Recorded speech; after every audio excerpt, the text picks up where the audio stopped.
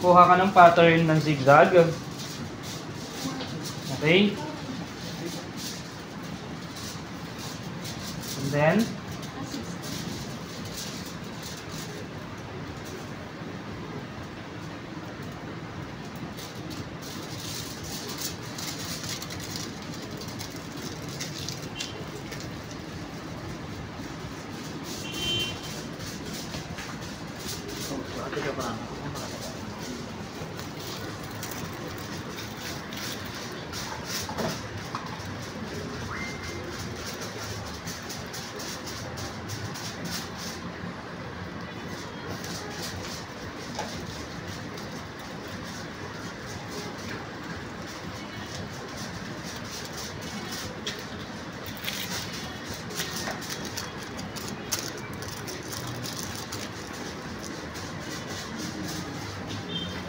okay, pangatlong section.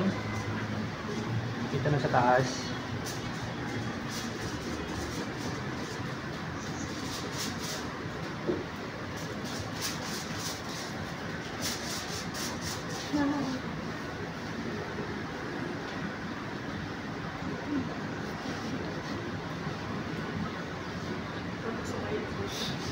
Ang bilis. Pag ito? Ah, oo. Chunky talaga yun. As in, chunky talaga yun.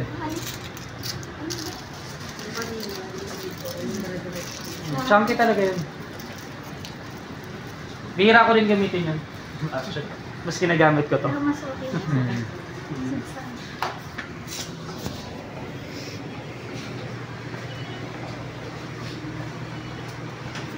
Okay, so top of the ear.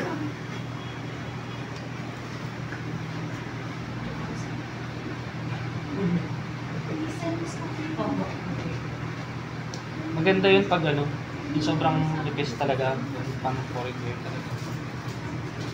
Kahit naman sila, sabi nila sa amin.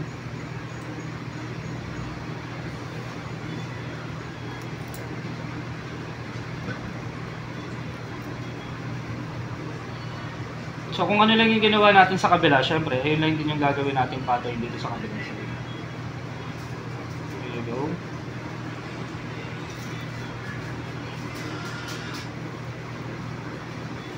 Okay.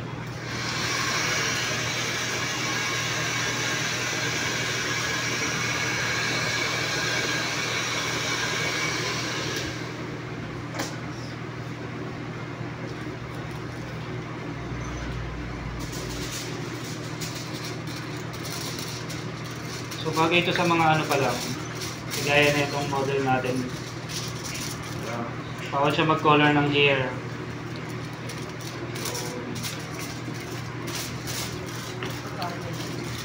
Atago naman siya actually.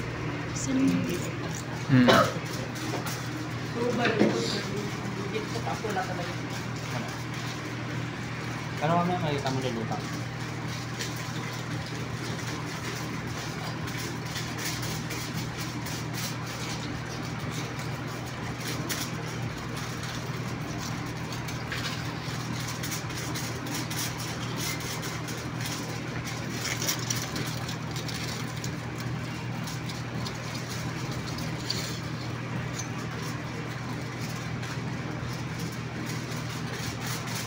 Okay, so lahat ng naka-foil,